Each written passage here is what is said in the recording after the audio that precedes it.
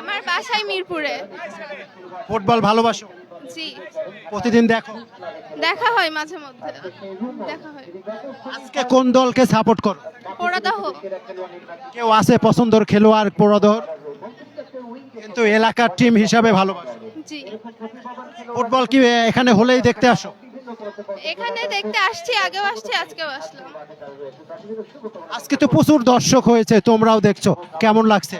ভালো। কার সঙ্গে এসেছো? আব্বুদের সঙ্গে। আম্মু? আম্মুও ফুটবল ভালোবাসে? হ্যাঁ, আব্বু আসছে এই জন্য আর কি।